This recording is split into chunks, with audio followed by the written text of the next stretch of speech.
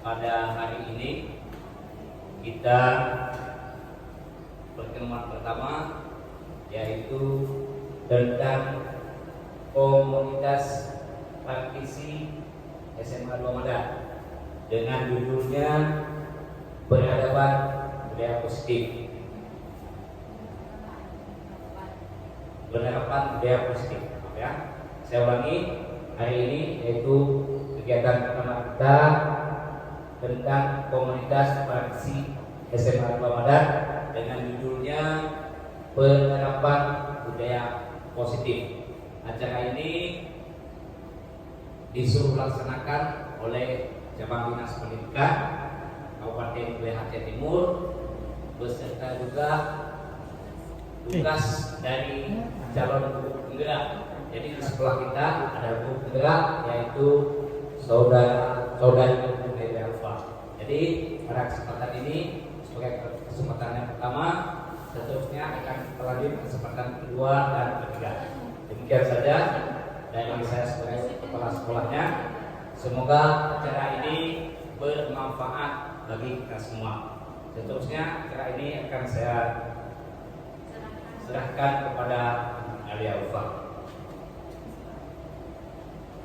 Baik, terima kasih Bapak. Assalamualaikum warahmatullahi wabarakatuh. Segala puji dan syukur kita panjatkan kepada Allah Subhanahu wa Ta'ala. Berkat rahmat dan karunia dari Allah lah kita dapat berkumpul pada ruangan ini. Selanjutnya salawat dan salam saya panjatkan kepada Nabi besar Muhammad Sallallahu Alaihi Wasallam. Penghormatan saya yang pertama sekali kepada Bapak Budian SPDMM selaku Kepala Sekolah SMA 2 Madat dan kepada Bapak dan Ibu Guru yang telah bersedia hadir pada kegiatan komunitas praktisi kita yang pertama sekali. Ini adalah kegiatan pertama yang akan kita lakukan di komunitas kita. Tentunya nama komunitas kita sudah pernah kita bahas pada pembentukan 3 minggu yang lalu, itu namanya KAGURA, Komunitas Guru Berkarya. Yang pertama sekali di sini saya akan mencoba membagikan pemahaman dan pengalaman saya ketika saya mempelajari materi budaya positif di calon guru penggerak. Jadi di sana kami ada mempelajari tentang budaya positif di sekolah. Bagaimana sih budaya positif itu? Di sini akan saya jabarkan. Sebelumnya saya Nabila Ulfa SPD. Di sini saya selaku CGP calon guru penggerak angkatan 8 dari SMA 2 Madat Kabupaten Aceh Timur. Jadi yang akan saya lakukan hari ini, saya akan mendefinisikan modul 1.4 yaitu berbagi pemahaman dan pengalaman penerapan konsep budaya positif. Pak, kalau speakernya Ya.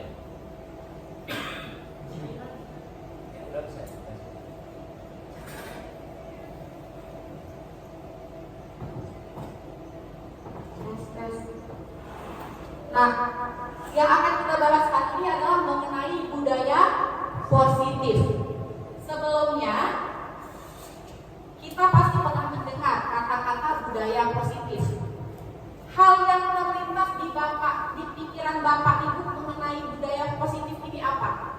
Kira-kira apa yang Bapak Ibu pikirkan ketika Bapak Ibu mendengar kata-kata budaya positif? Ada yang bisa mengutarakan? Ya silakan Bapak. Menurut saya budaya positif ini adalah sesuatu hal yang berguna bagi kehidupan kita. Sesuatu hal yang berguna bagi kehidupan kita, Pak Setiawan, ya? Ya, tentu bagus sekali jawabannya. Ada penambahan dari rekan-rekan lainnya?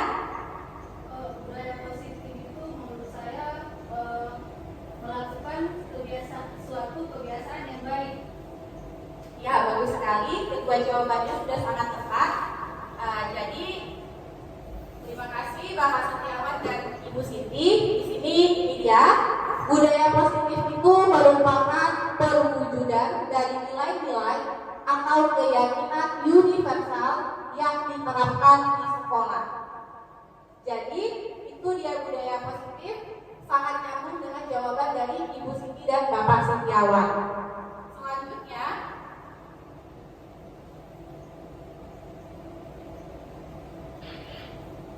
kira-kira budaya positif apa yang telah Bapak Ibu terapkan di sekolah sebagai kebiasaan untuk membentuk karakter baik pada kelas?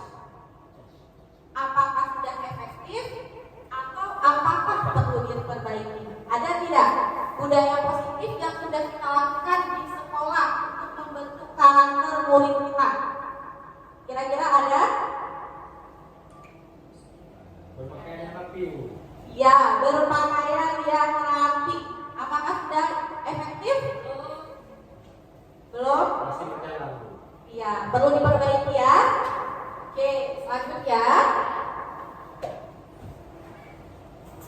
di sini sebentar ya.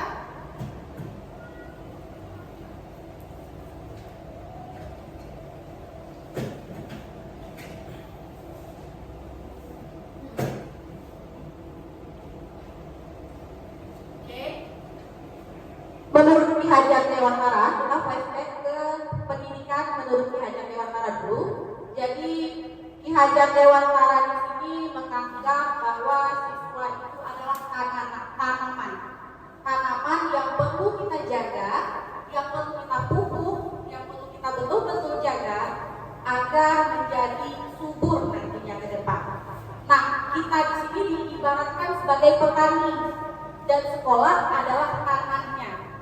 Jadi bagaimana petani menjaga tanaman yang ditanam, begitu pula diharapkan kita sebagai pendidik, guru, untuk merawat murid-murid kita agar dapat mencapai tujuan pendidikan nasional.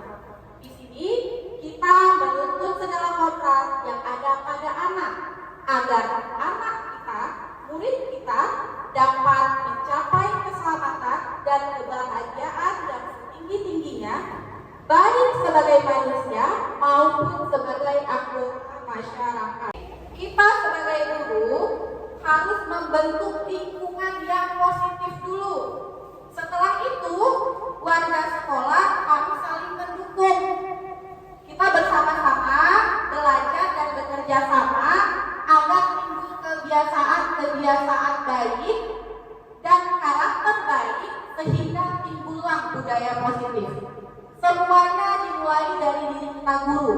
Kita guru membuat lingkungan yang positif, bekerja sama dengan kita bersama-sama, kemudian menimbulkan kebiasaan baik, sehingga timbullah karakter yang baik dan menghasilkan sebuah budaya yang positif. Sehingga terjadi pembiasaan dan keteladanan, dan semuanya tetap dimulai dari guru.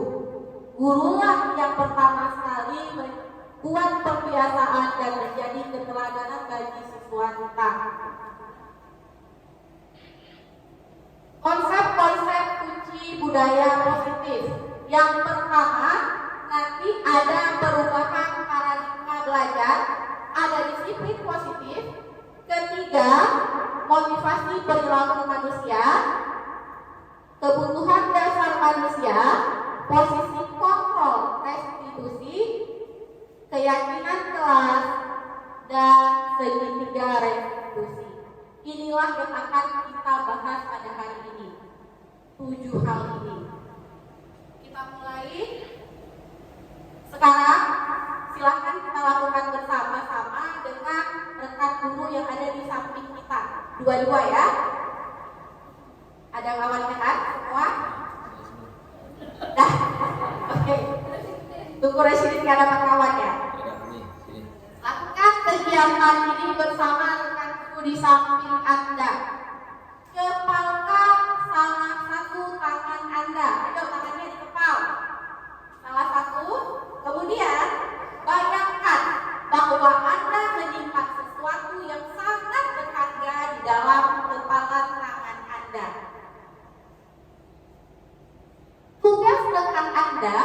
yang berada di samping Anda tadi, beliau dengan segala cara mencoba membuka kepala tangan Anda.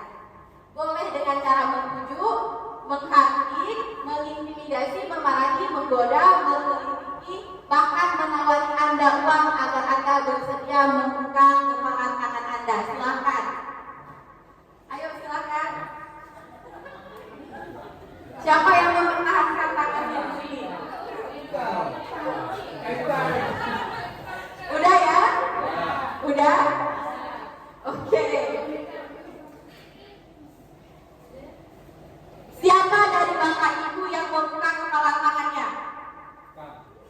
Ada yang buka tadi? Bu Abidah buka. Apa alasan ibu membukanya? Panas. Kenapa ibu membukanya tadi? Disuruh buka ya? Ya, terima kasih. Ada lain yang membuka tadi selain Bu Abidah? Tidak ada ya? Bu Aino? Tidak membuka. Oke. Siapa yang tetap mengepal kepala tangannya? Rame? Ada yang tetap mengepal, tidak membuka? Ada. Apa alasan Bapak? Kan punya barang berharga di sini, jadi nggak mungkin saya buka. Ya, karena Bapak merasa Bapak punya barang berharga ya, Ya. dan Bapak tidak akan membukanya. Yang lain? Ibu Tri, bagaimana tadi Bu? Kenapa Ibu tidak membuka kepala tangan Ibu? Karena saya tidak suka dimarahi. Karena Ibu Tri tidak suka dimarahi. Oke, kita simpan jawaban-jawabannya. Dalam kegiatan ini, siapa yang memegang kendali atau kontrol untuk membuka atau menutup kepala tangan? Siapa yang punya kontrol? Ya, diri kita. Kita yang memutuskan membuka atau menutupnya. Oke, berarti kontrol yang paling penting itu adalah kontrol dari diri kita kan? Nah, sekarang kita ke materi perubahan paradigma belajar.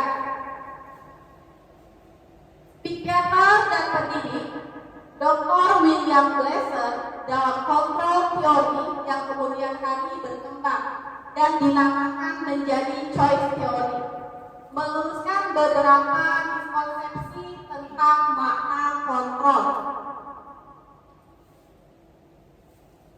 Di sini yang pertama, ilusi guru mengkontrol murid. Yang kedua, ilusi bahwa semua perbuatan positif, efektif, dan bermanfaat.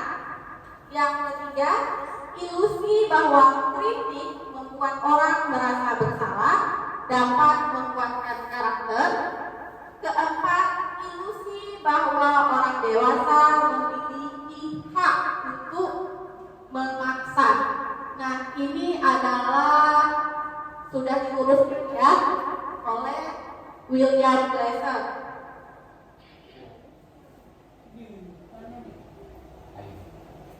Bagaimana seorang bisa berubah dari paradigma stimulus respon kepada pendekatan teori kontrol? Menurut Stephen R. Covey, bila kita ingin membuat kemajuan perlahan sedikit-sedikit, ubahlah sikap atau perilaku Anda. Namun, bila kita ingin memperbaiki cara-cara utama kita, maka kita perlu mengubah kerangka acuan kita. Ubahlah bagaimana Anda melihat dunia, bagaimana Anda berpikir tentang manusia. Ubahlah paradigma Anda, skema pemahaman dan penjelasan aspek-aspek tertentu tentang realisme. Intinya, ketika kita ingin berubah, kita harus merubahnya secara perlahan-lahan.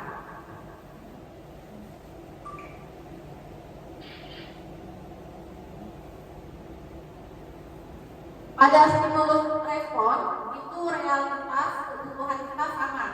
Tapi kalau pada teori kontrol, itu realitas kebutuhan kita berbeda. Ya.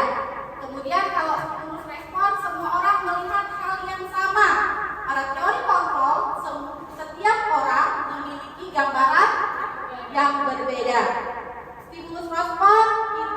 mencoba mengubah orang agar berpandangan sama dengan kita. Kalau pada teori kontrol, kita berusaha memahami pandangan orang lain tentang dunia. Kemudian perilaku buruk dilihat sebagai suatu kesalahan pada stimulus respon. Pada teori kontrol, semua perilaku memiliki tujuan. Stimulus respon, orang lain bisa kontrol saya.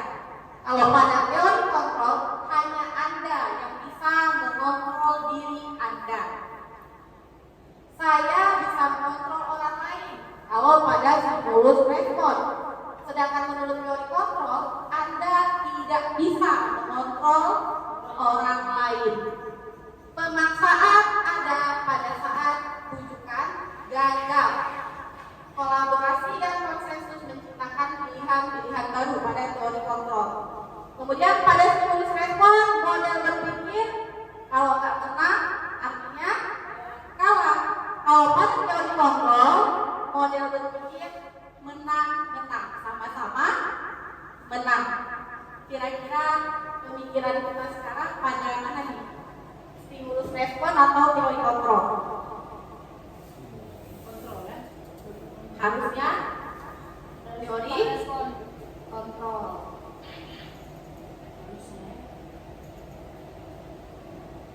Nah, ada dua nih, stimulus respon vs teori kontrol.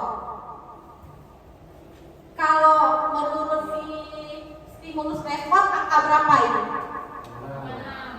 Angka 6 kan? Tapi kalau menurut teori kontrol bisa 9, bisa 6. Itu dia. Dia memiliki pilihan lainnya. Tidak hanya fokus harus seperti ini. Paham ya? Kemudian disiplin positif.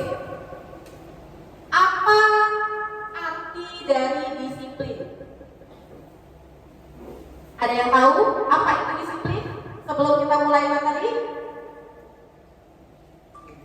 disiplin. Tidak ada? Baik. Apa kaitannya dengan nilai-nilai kebijakan dan bagaimana kita berperilaku? Ini akan kita bahas pada materi kedua ini. Yang pertama, disiplin.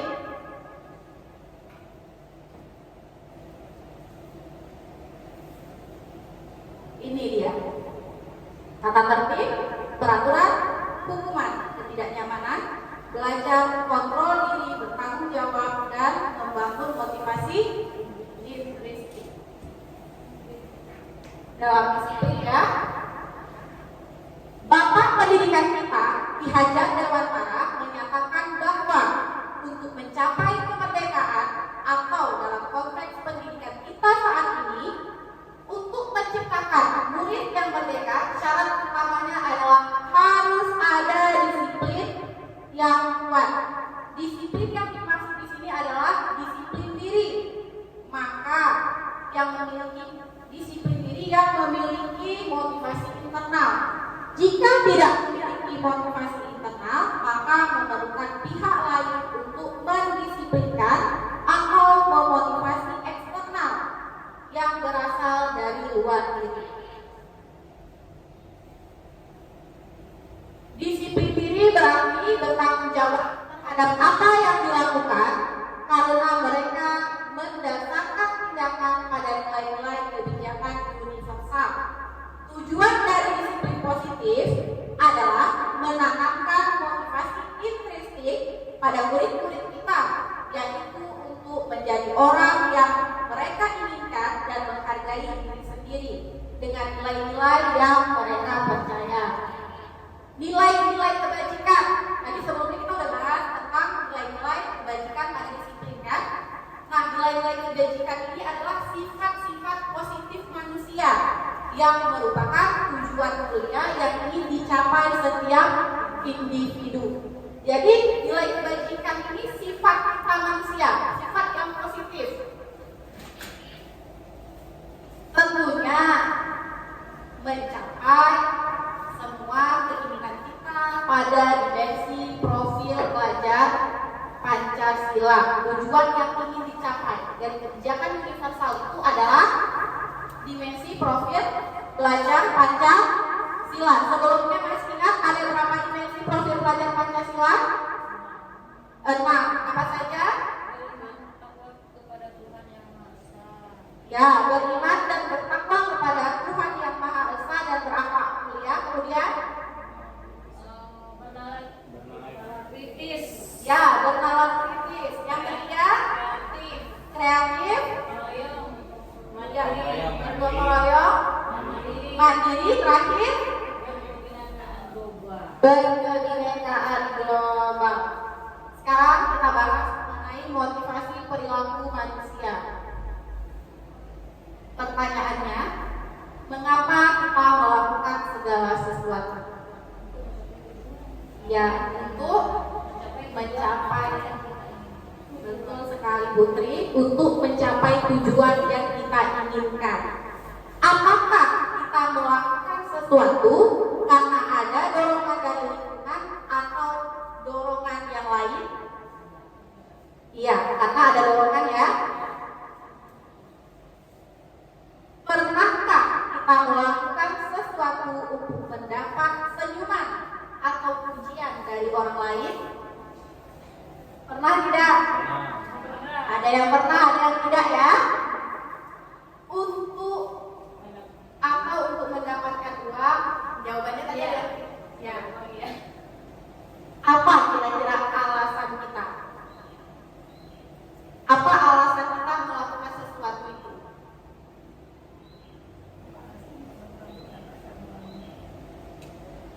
Ya, silakan Bapak.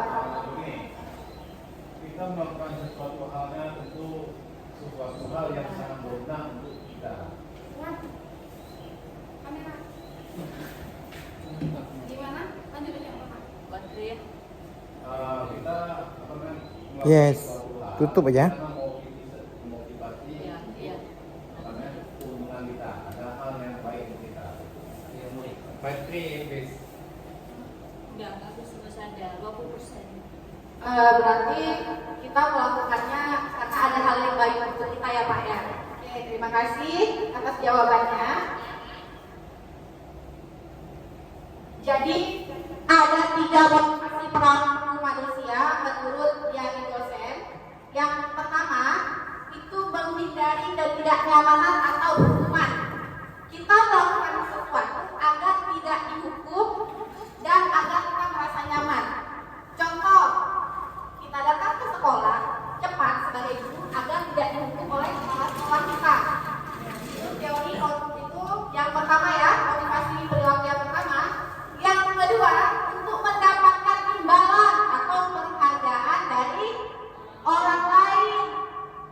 Kenapa kita datang terlambat? Agar menjadi ketika nanti dipilih guru terdisiplin, saya akan mendapatkan predikat guru terdisiplin. Nah, itu karena kita mengharapkan imbalan penghargaan dari orang lain. Yang ketiga, karena kita memang ingin menjadi orang yang menghargai diri sendiri dengan nilai-nilai yang kita percaya. Memang dimulai dari diri kita.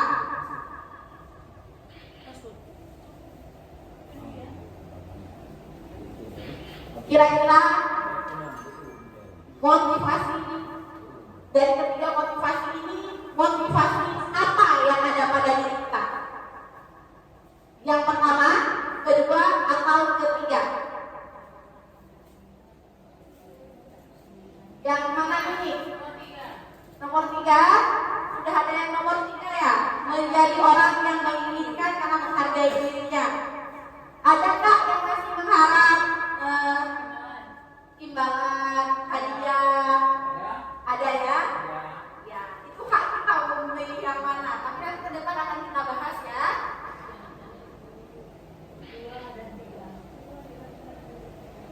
Nah, pertanyaannya tolong dijawab ya.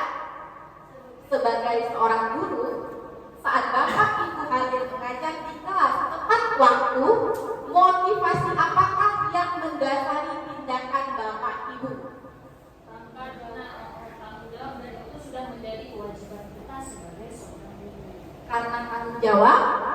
dan menjadi tanggung jawab kita sebagai seorang guru. Oke, Putri, terima kasih. Pak Irfan, kenapa Bapak hadir mengajar di kelas tepat waktu? Alasan apa? Motivasi apa yang mendasarinya? 3 motivasi saja. Sama aja tanggung jawab. Karena bertanggung jawab berarti kita sudah memiliki motivasi dari diri kita ya. Kita sudah memiliki motivasi ketiga. Bukan karena tidak ingin berangkat, Bisa jadi. bisa jadi, oke. Atau ingin mendapatkan pujian? Oh tidak. Atau mendapatkan penghargaan sebagai guru berprestasi mungkin? Bisa jadi. Masih bisa jadi. Karena kita menghargai waktu, menghargai diri sendiri sebagai teladan bagi murid-murid. Yang mana yang akan kita pilih? Terakhir Bu. Baik. Menghargai waktu, menghargai diri sendiri sebagai. bagi murid contohnya. Ya, berarti motivasi kita adalah motivasi yang ketiga tadi ya, karena kita ada keinginan dari diri kita. Apakah motivasi yang paling kuat mendasari tindakan Bapak Ibu dari ketiga motivasi tadi? Yang mana? Setiap tindakan yang kita lakukan sekarang pasti kan diiringi oleh motivasi. Yang ketiga tadi, kira-kira yang mana nih? Tindakan-tindakan yang kita lakukan, motivasi mana? Karena motivasi apa? Yang keberapa?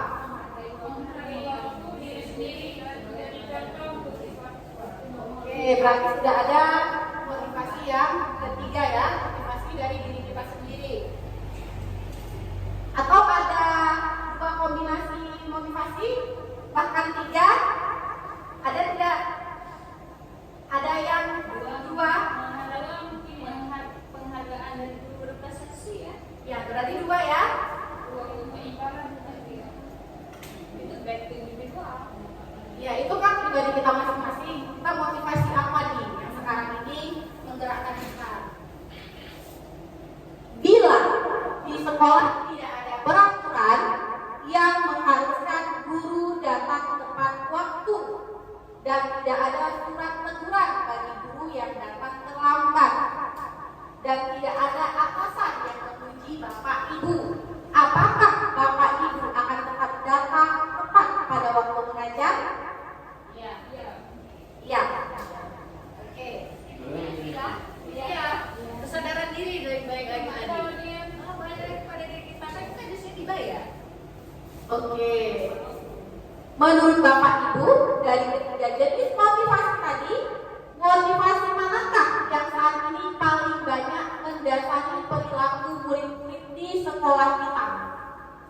Dari 3 tadi ya, karena takut diberikan sanksi, mengharap pujian atau penghargaan atau hadiah, atau memang keinginan dari dia.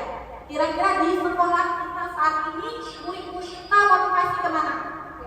Yang pertama. Yang pertama, hukuman ya.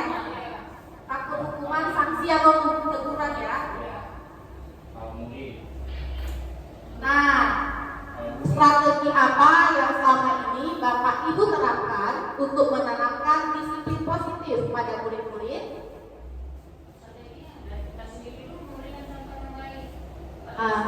Oke, memberikan contoh yang baik pada siswa mengenai perilaku yang positif ya, disiplin positif ya. Ada lagi strategi yang dilakukan?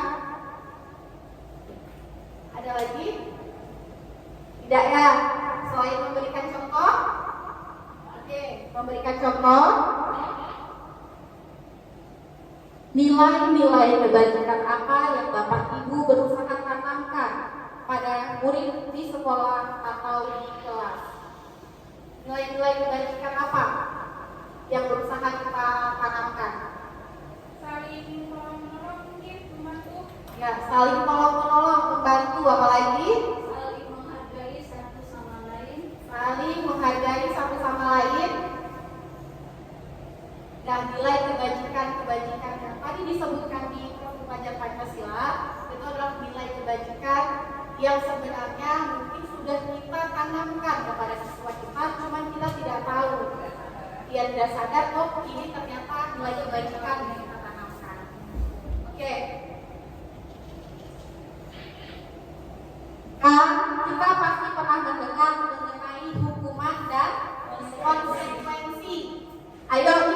Kita biasa di kelas sering memberi hukuman atau memberikan konsekuensi kepada siswa. Hukuman apa konsekuensi? Ada yang hukuman, ada yang konsekuensi ya. Kira-kira mencatat 100 kali di dalam buku dengan kalimat saya tidak akan datang terlambat lagi karena terlambat sekolah. Hukuman apa konsekuensi? Hukuman. Hukuman. Hukuman. Oke, kita lihat ya. Ini merupakan Hukuman itu berlaku. Perbuatan. ketika menyakiti siswa baik perbuatan atau perkataan itu masuk ke hukuman. Jika menyakiti itu masuk ke hukuman. Nah, lari mengelilingi lapangan 2 kali karena terlambat hadir di sekolah. Hukuman. Betul sekali. Ini adalah hukuman.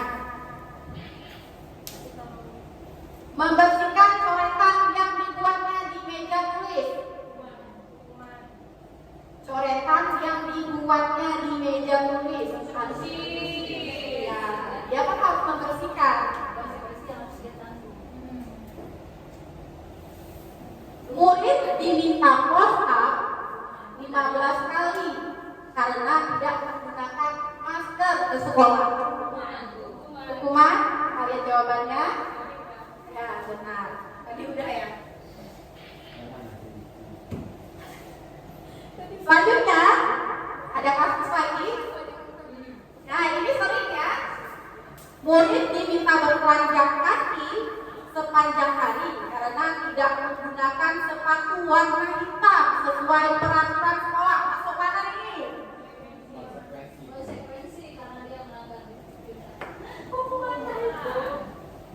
Berarti fisik, berarti kehidupannya fisik. Fisik itu Asal hukuman. fisik, berarti Hukuman. hukuman. Kalau fisik itu hukuman. Berarti masuk ke hukuman ya. Nanti di akhir akan kita simpulkan bagaimana yang disebut konsekuensi, bagaimana yang disebut Hukuman. sebagai guru harusnya kita menghindari yang namanya hukuman. Dan ternyata yang sama ini telah kita laksanakan kepada murid kita adalah hukuman. Mari kita sama-sama memperbaiki diri kita ya. Kehilangan 10 menit jam istirahat untuk mengerjakan tugas karena datang terlambat dan tinggal pelajaran selama 10 menit. Konsekuensi. Ya, konsekuensi. Ini ya. Bagaimana disebut dengan hukuman, konsekuensi dan restitusi. Hukuman ini disebut dengan identitas yang gagal. Dampaknya dari hukuman, murid akan marah, merasa bersalah, merendah diri dan akhirnya mengasingkan diri mereka. Kalau pada konsekuensi, anak akan kehilangan hak, waktu jeda orang diri, dan penahanan. Untuk restitusi, murid atau anak tidak kehilangan waktu, namun bersemangat untuk memperbaiki dirinya. Pada hukuman, dia akan datang secara tiba-tiba, tidak diharapkan, dan atau sangat melukai yang kita hukum. Kalau pada konsekuensi sudah diketahui dan konsekuensi itu masuk akal. Sedangkan pada restitusi itu berupa undangan untuk mengadakan restitusi atau panggilan. Hukuman dibuat oleh guru. Konsekuensi dibuat oleh guru dan murid. Berdua ya. Sedangkan restitusi juga dibuat oleh guru dan begitu restitusi ini dibuat oleh anak. Kesadaran diri dari anak. Kemudian hukuman itu menyakitkan. Guru menjalani konsekuensi dengan menyalahkan, mengkritik, menyindir, dan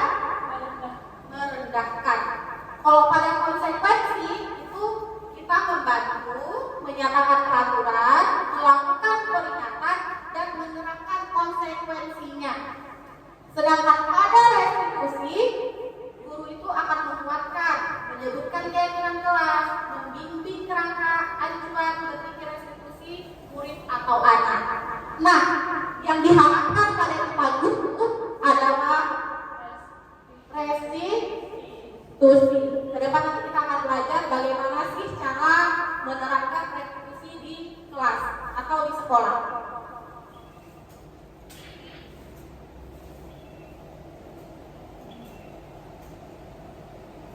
Dihukum oleh penghargaan.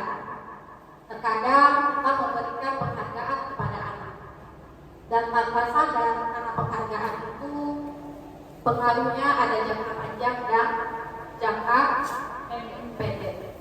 Kemudian penghargaan itu tidak efektif dan penghargaan dapat merusak hubungan.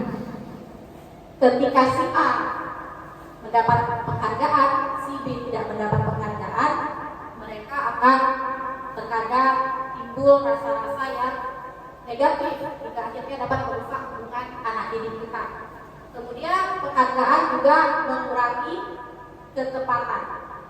Penghargaan juga dapat menurunkan kualitas dan mematikan kreativitas. Ketika kita memberikan penghargaan terlalu sering kepada anak, sebetulnya itu juga bukan hal yang baik. Karena motivasi yang kita inginkan adalah motivasi dari diri anak.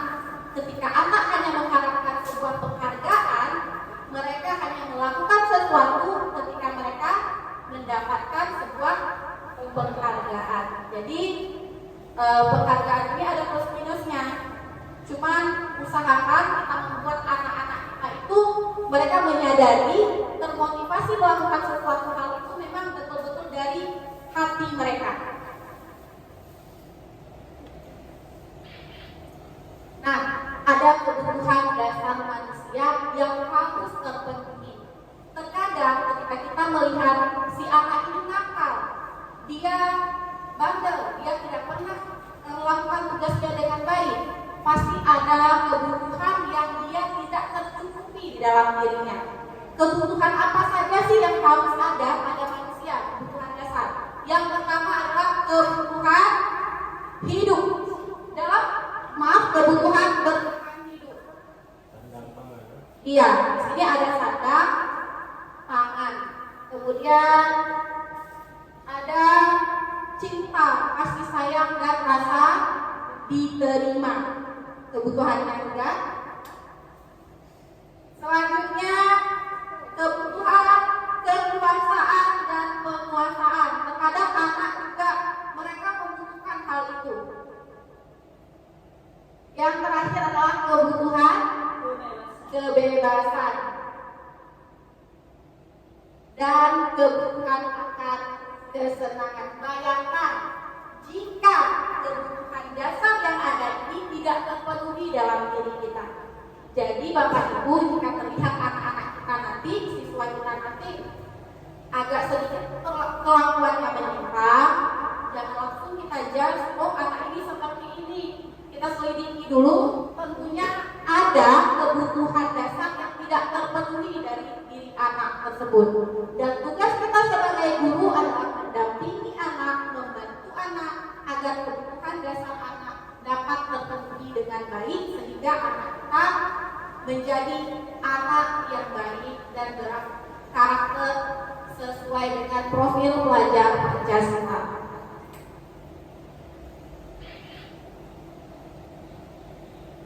Aku bosan, masa belajarnya cuma gitu-gitu aja, dengerin ibu guru aja. Masih ingat gak kebutuhan 5 kebutuhan tadi? Perlu saya putar ulang dulu? Ingat? Bertahan hidup, kasih sayang, rasa diterimakan, kekuasaan dan penguasaan, kebebasan dan kesenangan.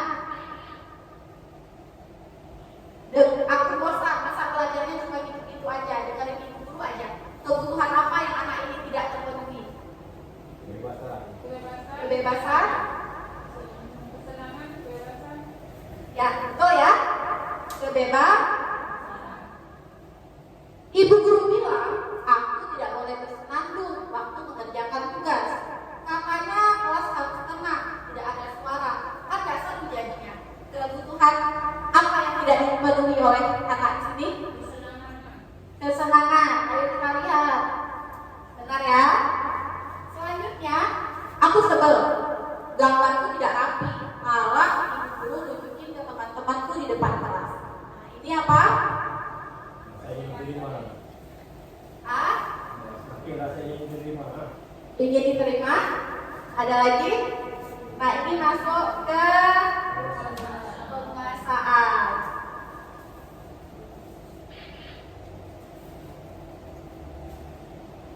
Mari Bapak Ibu mengisi kuesioner kebutuhan dasar manusia. Saya bacakan aja ya, biar cepat ya. Saya senang berteman. Ini satu tidak benar, tiga kadang-kadang, lima sangat benar ya. Saya senang berteman. Kadang-kadang. Satu, tiga, lima. Satu tidak benar. Tiga kadang-kadang. Lima sangat benar. Lima ya. Mudah bagi saya berbicara dengan siapapun. Kadang-kadang tidak ya. Saya suka mengobrol lewat telepon. Ya, kadang-kadang. Saya suka bekerja dengan orang lain. Ada yang tiga, ada yang lima ya. Saya menghabiskan banyak waktu dengan orang lain. Ya, saya ingin orang-orang menyukai saya. Lima, ya lima ada yang tiga. Saya ingin membuat orang-orang bangga dengan saya. Lima. Apa yang teman-teman saya pikir tentang saya itu penting? Yang teman-teman kita pikirkan tentang kita itu penting. Tiga. Kadang-kadang ya. Saya lebih suka bekerja sama daripada bekerja sendiri. Tiga. Berapa? Tergantung kondisi. Tergantung berapa yang tiga dan lima. Saya senang bertemu orang-orang baru. Tiga. Ada yang tiga, ada yang lima. Saya tidak suka membuat kesalahan. Apa? Tiga sama lima. Satu tidak benar. Lima. Saya tidak suka membuat Benar kesalahan. nggak pernah salah. Nggak pernah membuat kesalahan. Kalau bersalah nanti. Lima. Oke, selanjutnya saya suka melihat orang lain sebelum saya mencoba hal baru. Tiga ya boleh. Saya tidak suka perubahan. Tergantung perubahan juga. Tergantung perubahan baik ada perubahan. Saya tidak suka perubahan. Nomor berapa nih jawabannya? Lima. Ada yang satu, ada yang lima ya. Ada yang memang gak suka ada perubahan ya. Ada yang suka ada perubahan. Saya ingin ruang kerja atau meja kerja saya rapi. Ya, lima ada yang tiga. Saya ingin terlihat sangat baik dengan apa yang saya lakukan. Lima. Perlu dihargai ya. Kemudian penampilan saya sangat penting bagi saya. Lima. Saya takut mencoba hal baru. Kadang-kadang tidak benar. Saya takut mencoba hal-hal baru. Berarti jawabannya lima. Saya takut mencoba hal-hal baru. Tidak. Kalau cari aman. Kadang-kadang. Ada yang cari aman juga ya. Selanjutnya, saya suka menjadi benar. Lima. Saya suka menyelenggarakan aktivitas. Kadang-kadang. Jika tidak suka sesuatu berjalan tidak sesuai keinginan saya tidak suka sesuatu berjalan tidak sesuai keinginan saya. Bagus sekali. Berarti tiga, lima, apa satu nih? Tiga. Oke.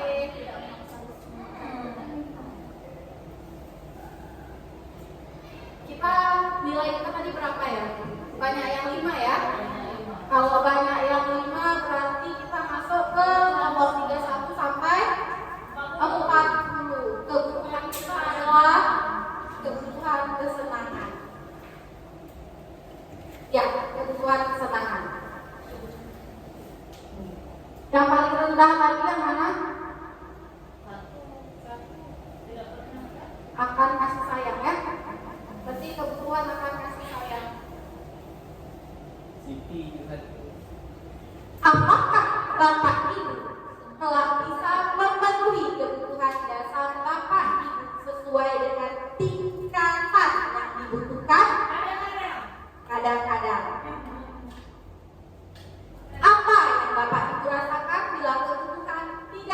terpenuhi. Kecewa. Sedih, kecewa, apalagi marah. Merasa diri tidak bermanfaat. Oke. Pernahkah Bapak Ibu berusaha memenuhi kebutuhan dasar dengan cara yang negatif? Tidak pernah ya? Adakah hal yang menarik yang Bapak Ibu temukan dalam memenuhi kebutuhan Bapak Ibu?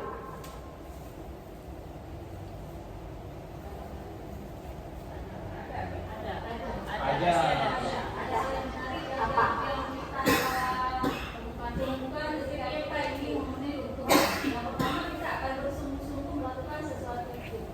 Ya, yang pertama kita akan melakukan sesuatu dengan bersungguh-sungguh untuk memenuhi kebutuhannya. Kemudian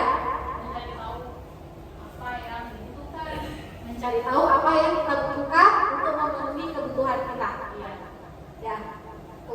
Apalagi ada lagi? Mengetahui titik kelemahan diri sendiri ketika tidak bisa terpenuhi mendapatkan. Nah, selanjutnya kita bisa mengetahui titik rendah kita, kelemahan kita yang maaf, ketika kita tidak memenuhi kebutuhan dasar kita. Yang selanjutnya adalah posisi kontrol restitusi. Program disiplin positif yang berpusat pada murid yang dikembangkan oleh Jen Gosen dengan pendekatan restitusi disebut dengan 5 posisi kontrol. Jadi sebagai guru kita memiliki 5 posisi kontrol. Ada 5 posisi kontrol kita sebagai guru. Nanti Bapak Ibu bisa menentukan sendiri Bapak dan Ibu berada pada posisi yang seperti apa. Yang pertama sebagai penghulu. Kedua, pembuat rasa bersalah.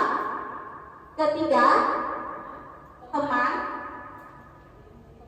pemantau.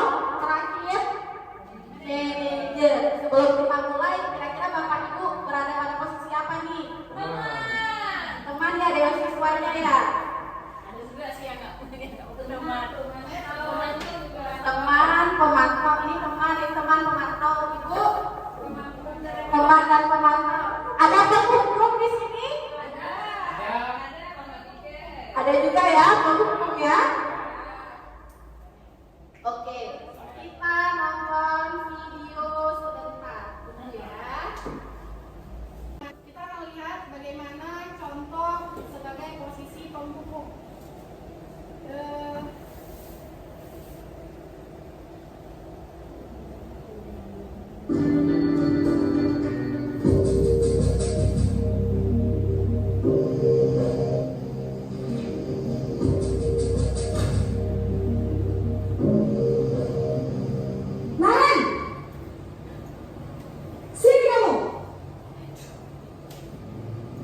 Selamat pagi Bu. Selalu terlambat. Kamu deh, pasti terlambat. Maaf Bu, saya Apa? Apa coba? Alasan kamu apa lagi? Kapan sih kamu tidak terlambat? Malas sekali ya kamu jadi anak. saya Dasar pemalas. Gak kapok-kapok sih kamu. Sudah berapa kali terlambat? Sana, kamu keliling lapangan basket 2 kali. kenapa saya harus keliling lapangan basket Bu? Kenapa? Kamu tolak ibu. Berani-beraninya jawab. Sudah terlambat, masih berani jawab pula. Sekarang, keliling lapangan basket 5 kali sekalian.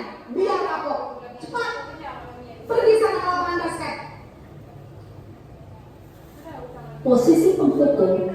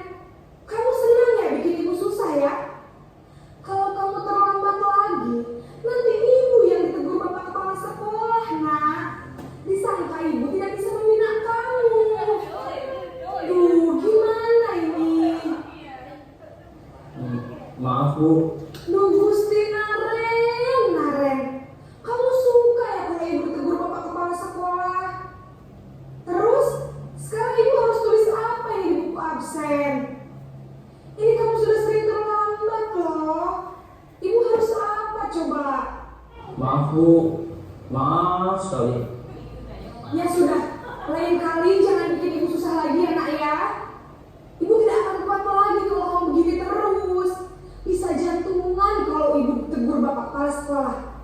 Sana cepat ke kelas. Maaf ya Bu, maaf sekali. Nah, posisi kontrol yang ini posisi kontrol sebagai apa? Ya, kita membuat anak-anak merasa bersalah dengan apa yang mereka lakukan. Pernahkah kita berada pada posisi ini? Pernah. Dan ternyata sudah. Iya, kedua posisi kontrol yang sudah kita tampilkan, kita pernah berada pada posisi tersebut ya. 3%. Ya. Kita lihat yang posisi kontrol berikutnya.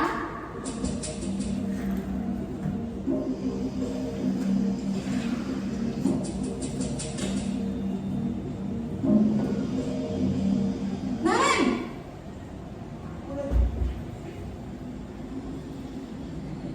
Selamat pagi Bu. wah, sudah jam berapa ini nak? Terlambat lagi ya sayang. Iya Bu, habis ibu saya lupa bangunkan saya Bu. Kamu malah menyalahkan ibu kamu. Kamu bukannya anak yang larinya paling kencang. Kok terlambat sih? Iya Bu, saya memang terlambat bangun tadi. Jadi biarpun saya lari kencang, tetap gak kekejar Bu.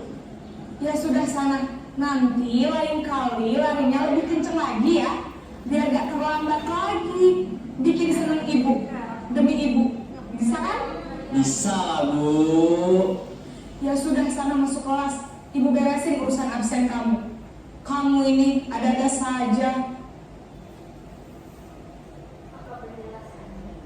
Nah, di sini guru mengambil posisi kontrol sebagai apa? Teman. Pernahkah kita berada pada posisi kontrol sebagai teman? Pernah ya? Males buat. Tidak hanya di karena terlambat di dalam kelas pun terkadang kita juga pernah mengambil posisi kontrol sebagai teman. Ciri-cirinya, ayolah bantu ibu demi ibu. Itu adalah posisi kontrol sebagai teman. Selanjutnya, suaranya ramah, cenderung bersedar gurau. Murid akan merasa senang, aman dan akrab dengan guru. Nanti dampaknya kita bahas ke depan ya. Kita lihat videonya saja dulu. Selanjutnya posisi pemantau atau monitor.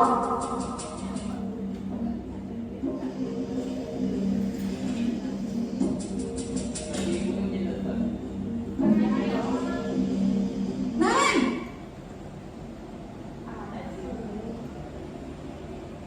Selamat pagi Bu. Naren, apa peraturan sekolah kita tentang jam berapa kita harus masuk sekolah, nak? Kita harus di sekolah jam 7 Bu. Iya betul, sekarang sudah jam 7.20. Naren sudah tahu konsekuensinya jika terlambat hadir. Paham Bu, saya harus tinggal kelas pas jam istirahat selama 20 menit. Iya benar, konsekuensinya demikian. Jadi nanti jam 9.30 pas istirahat, kamu harus tinggal di kelas, kerjakan tugas tambahan untuk ketertinggalan kamu, ya? Baik Bu. Itu nggak ada. Bos. Nah, ini adalah posisi pemantau. Adakah kita di posisi ini? Tidak ada. Selanjutnya posisi terakhir, posisi manajer. Kita lihat contohnya bagaimana sih posisi manajer.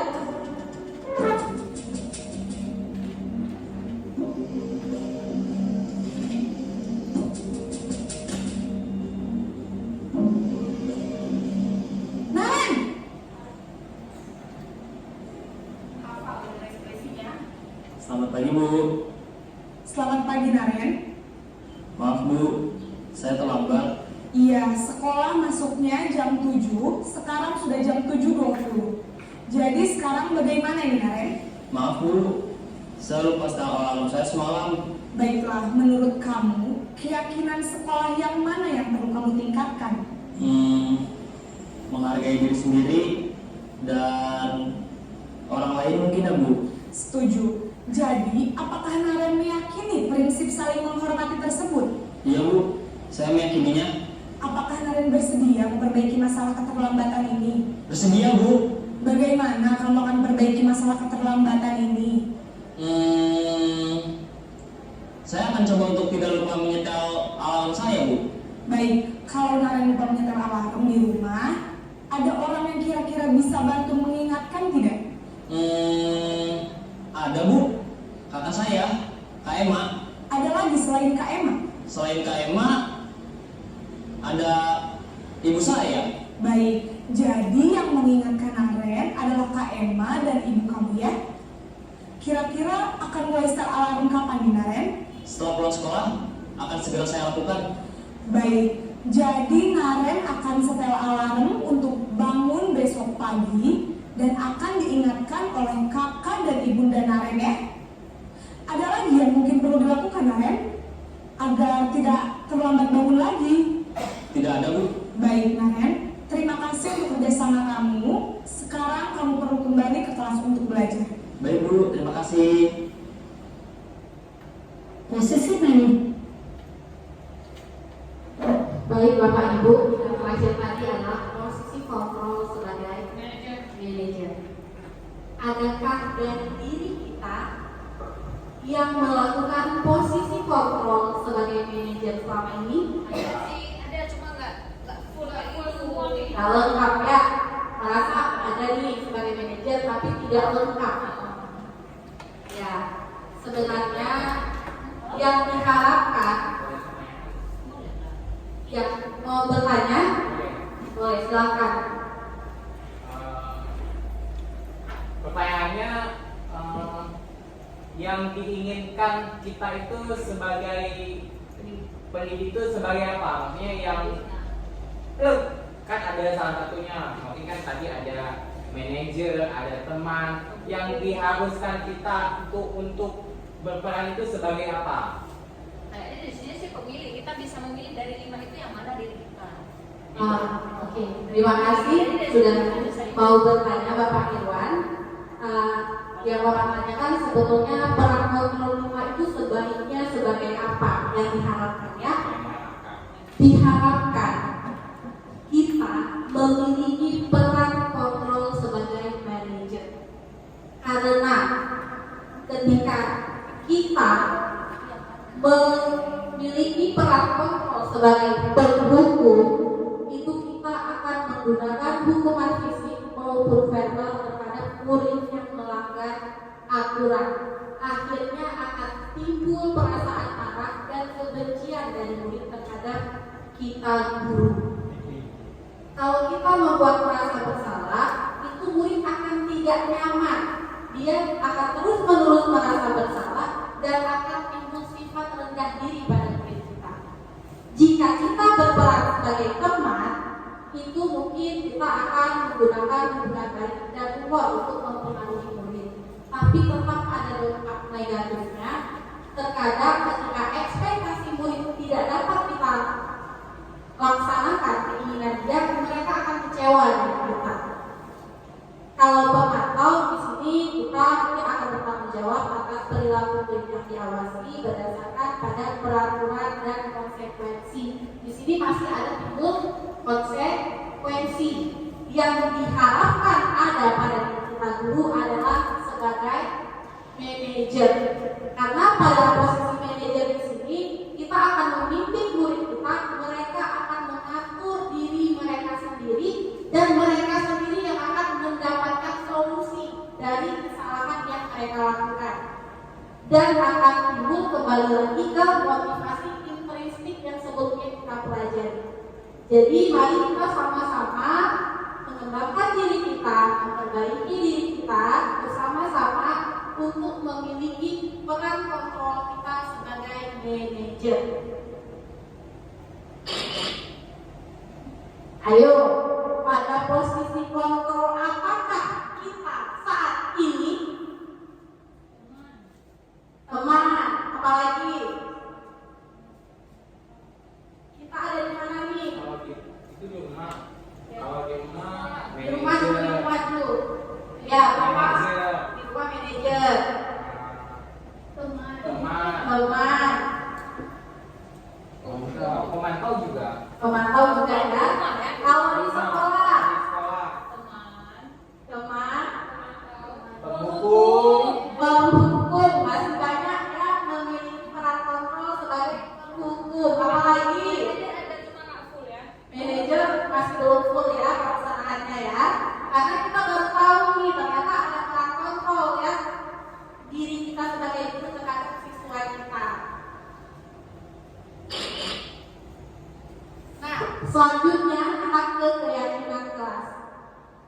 keyakinan kelas.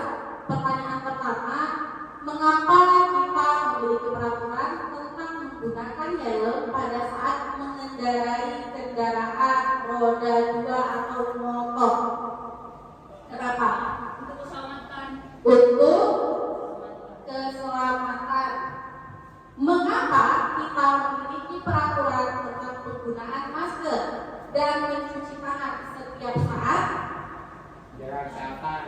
Menjaga kesehatan dan keselamatan. Selanjutnya, nilai keselamatan atau kesehatan inilah yang kita sebut sebagai suatu keyakinan. Jadi hal-hal yang kita lakukan tadi kan tujuannya untuk kesehatan, untuk keamanan. Nah, nilai kesehatan dan keamanan inilah yang disebut dengan keyakinan, yaitu nilai kebajikan universal yang disepakati bersama, tersirat dan tersurat, lepas dari latar belakang suku, negara, bahasa maupun agama. Keyakinan kelas ini itu bersifat abstrak daripada peraturan yang lebih rinci dan konkret. Kalau kita bedakan antara peraturan dan keyakinan dulu, mungkin sebelumnya kita pernah nih membuat peraturan kelas ya. Ada saya lihat di beberapa kelas kita adanya peraturan kelas. Jadi kalau peraturan itu kembalikan barang ke tempatnya, kita buat seperti itu masih peraturan kelas. Pada keyakinan bahasa yang kita pakai bertanggung jawab. Jadi kita tidak berbuat kembalikan barang ke tempatnya, yang kita buat adalah bertanggung jawab. Karena ketika kita bertanggung jawab, pasti untuk mengembalikan barang ke tempatnya dan lain-lain itu akan kita lakukan. Dilarang mengganggu orang lain, kita buat pada peraturan kelas. Sebetulnya pada keyakinan kelas yang harus kita buat adalah saling menghormati. Dilarang merokok, menjaga kesehatan, hadir di sekolah sebelum pembelajaran dimulai.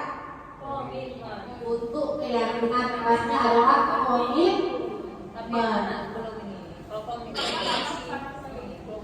Jadi untuk keyakinan kelas ini, Bapakku, kita dapat melakukan nanti. Kita akan bersama-sama berdiskusi kembali ke depan bagaimana cara kita melakukan keyakinan kelas di kelas kita nantinya.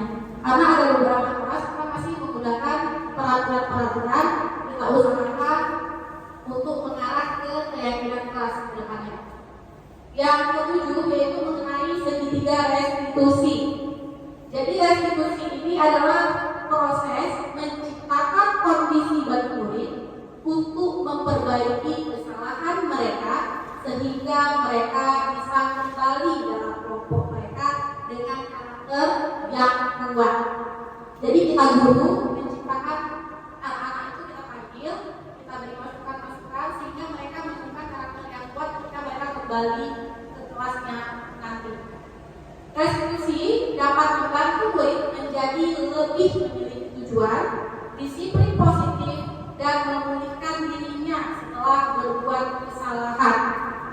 Segitiga restitusi ialah suatu proses dialog yang dijalankan oleh guru atau orang tua agar dapat menghasilkan murid yang mandiri dan bertanggung jawab. Ada 3 proses pada segitiga restitusi. Yang pertama itu adalah validasi tindakan yang salah, menstabilkan identitas, dan menanyakan keyakinan. Nanti langsung saya jelaskan di contohnya ya. Ini dia. Untuk menstabilkan identitas, kita mulai dari validasi tindakan yang salah. Nanti akan timbul pertanyaan seperti, kamu tentu punya alasan kenapa kamu melakukan itu. Tadi di control manager ada terbesit pertanyaan-pertanyaan seperti ini. Kemudian, adakah cara yang lebih efektif untuk mendapatkan apa yang kamu butuhkan? Ini cara kita memvalidasi tindakan yang salah. Kemudian untuk menstabilkan identitas, pertanyaan yang timbul dari guru, setiap orang pasti pernah melakukan kesalahan. Atau kamu bukan satu-satunya yang pernah melakukan ini atau kesalahan. Keyakinan kelas untuk menanyakan keyakinan, biasa pertanyaan yang akan kita tanyakan kepada murid, keyakinan kelas apa yang telah kita sepakati? Kamu ingin menjadi orang yang seperti apa? Saya akan memutarkan video restitusi yang pernah saya lakukan kepada siswa kita. Nantinya Bapak Ibu bisa menemukan yang mana validasi tindakan yang salah, menstabilkan identitas dan menanyakan keyakinan.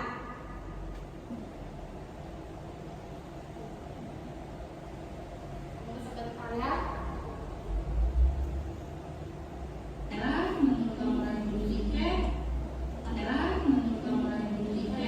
Terdengar suaranya?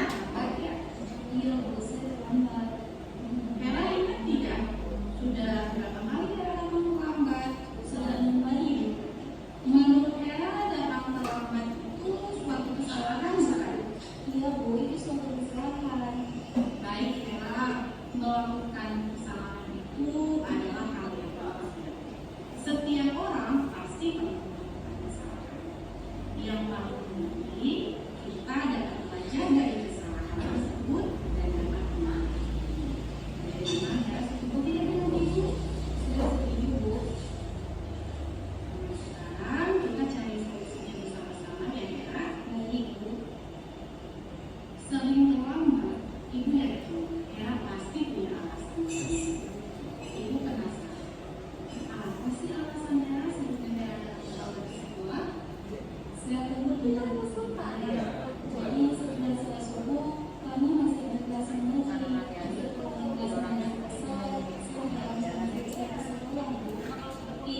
Saya sudah mencoba dan bersihkan dulu.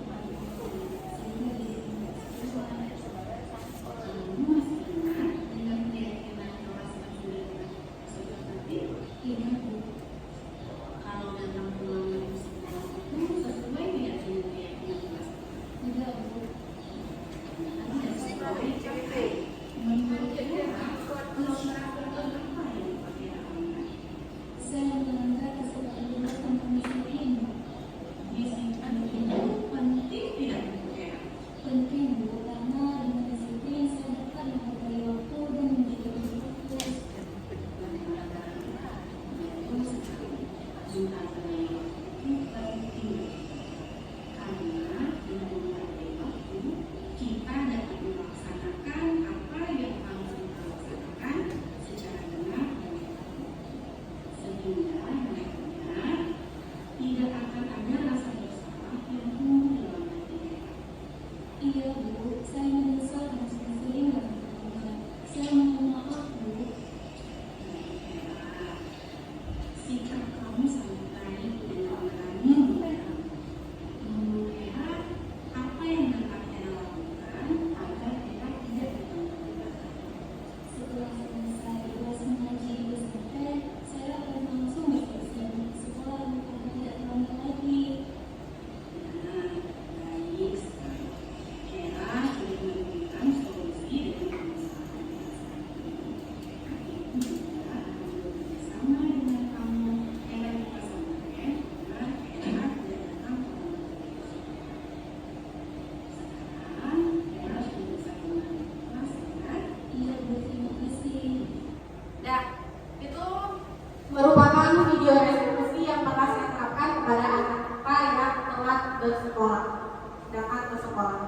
Nah, pada video restitusi tersebut ada tidak validasi tindakan yang salah?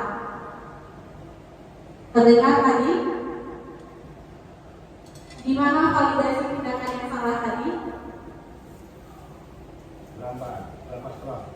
Iya, saya tanyakan apa alasannya sehingga anak kita tersebut terlambat ke sekolah.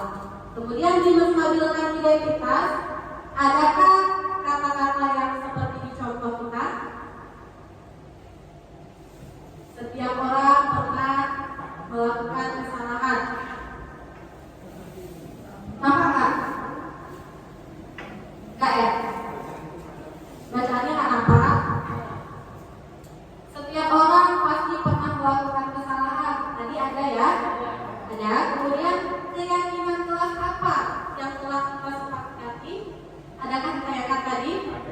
tentang keyakinan kelas? Ada. Dan itu adalah tahapan restitusi yang diharapkan kita guru untuk menyelesaikan permasalahan siswa. Tidak hanya karena datang terlambat, bisa jadi karena tidak mengumpulkan tugas atau lainnya. Jadi nanti sama-sama kita belajar penerapan mengenai segitiga restitusi bersama-sama.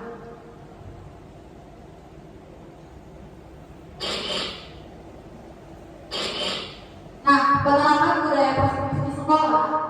Pertama, saya sudah perencanaan pada hari Sabtu 15 Juli 2023. Kemudian saya berkoordinasi dengan kepala sekolah pada Senin 17 Juli 2023 membuat kesepakatan kelas di kelas 3 IPA pada hari Selasa 18 Juli 2023 dan melakukan restitusi pada murid yang melanggar keyakinan kelas sebagai mengaplikasikan peran kontrol sebagai manajer dan menemukan kembali kebutuhan dasar yang diperlukan murid tersebut pada hari Kamis 20 Juli 2023. Selanjutnya, mendampingi murid melakukan refleksi setelah dilakukan segitiga restitusi terhadap murid tersebut pada hari Kamis 20 Juli 2023 dan melakukan diseminasi penerapan budaya positif dan berbagi pengalaman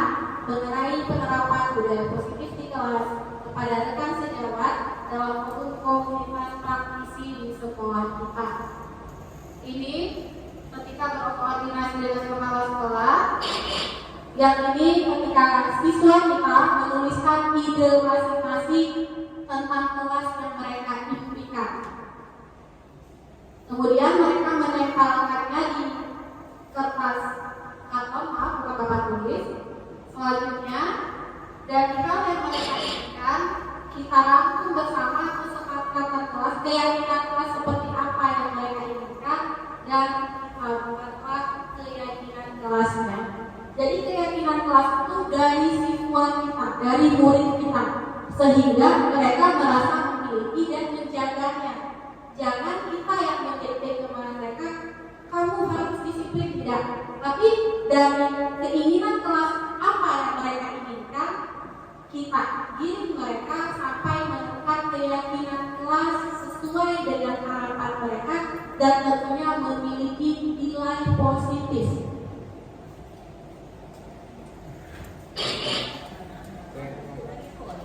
Selanjutnya, pengimplementasikan segitiga restitusi. Ini dia, saya baru melakukan 2 implementasi restitusi. Yang pertama terhadap siswa yang tidak mengerjakan tugas, yang kedua terhadap anak kita yang terlambat datang ke sekolah.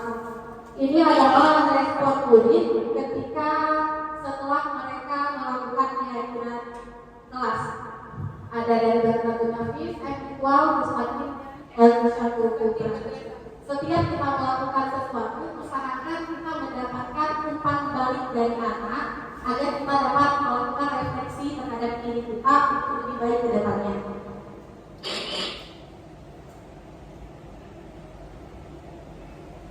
Refleksi kegiatan implementasi budaya positif yang saya lakukan selama di sekolah merupakan pengalaman yang sangat luar biasa dan saya sangat bersemangat dalam melakukan perubahan tersebut. Karena di sini ketika pembentukan keyakinan kelas, penyelesaian masalah dengan menggunakan segitiga restitusi dapat mengubah posisi kontrol saya sebelumnya ke posisi kontrol sebagai manajer. Di sini saya menjadi lebih sabar dan dapat berusaha lebih memahami kebutuhan murid-murid saya. Rencana kebaikan yang akan saya lakukan, saya akan merencanakan kegiatan sosialisasi pemahaman, kegiatan kelas untuk menumbuhkan motivasi intrinsik. Kemudian saya juga akan merencanakan praktik segitiga restitusi dengan lebih konsisten ke depannya dan akan berkolaborasi dengan rekan guru lainnya. Demikianlah pemaparan hasil praktik baik mengenai disiplin positif yang telah saya lakukan. Saya harapkan teman-teman juga dapat sama-sama belajar. Yang pertama, untuk memahami kebutuhan murid kita dan mengetahui peran kontrol kita sebagai guru, apakah sebagai manajer, dan diharapkan kita akan mengarah ke posisi kontrol sebagai manajer dan melakukan segitiga restitusi untuk menyelesaikan kesalahan dan permasalahan yang dilakukan oleh murid kita bersama. Demikianlah pemaparan saya. Terima kasih atas waktu Bapak Ibu sekalian. Mohon maaf jika ada kesalahan. Assalamualaikum warahmatullahi wabarakatuh.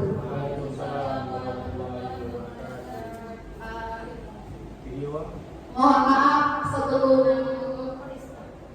saya tutup, berhubung Bapak ada acara dinas, umpat balik dari teman-teman, kira-kira ketika setelah kita selesai materi mengenai budaya positif, apa yang teman-teman dapatkan dari diseminasi hari ini? Adakah yang ingin berbicara? Silakan Bapak Irwan, pakai mic aja Pak ya. Iya, pakai mic.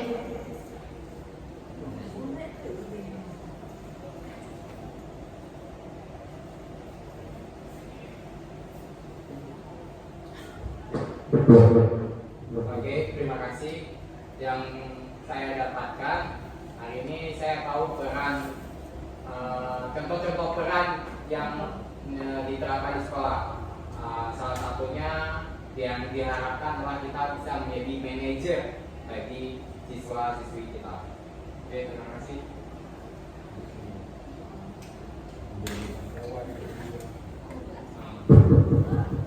Assalamualaikum warahmatullahi wabarakatuh. Alhamdulillah ya, setelah kita mendengarkan diseminasi dari Ibu Nadia, kita mendapatkan banyak manfaatnya. Di sini kita banyak tadi ada 5 kontrol, dan di sini kita harus mampu atau betul untuk menjadi posisi kontrol manager supaya menjadi sekolah yang lebih baik dan kita memperbaiki yang selama ini kesalahan-kesalahan ataupun yang belum kita ketahui ya, gimana penerapannya. Alhamdulillah kita mendapatkan banyak perjalanan. Terima kasih. Selanjutnya Pak Setiawan ya Pak. Silakan Pak. Assalamualaikum warahmatullahi wabarakatuh. Beberapa berikan video itu ada banyak hal-hal yang kecil yang kita lupakan dan ternyata hal itu sebenarnya sangat menjauh ya buat proses belajar. Jadi kita melihat video-video beberapa hal yang tadi membantu proses belajar. Terima kasih. Ada lagi? Cukup? Baik, terima kasih Bapak Ibu sekalian. Saya mohon maaf jika ada kata-kata saya yang mungkin tidak pantas dan menyakiti hati Bapak Ibu. Semoga apa yang kita bahas hari ini menjadi pembelajaran untuk kita. Akhir kalam, saya mengucapkan Assalamualaikum warahmatullahi wabarakatuh.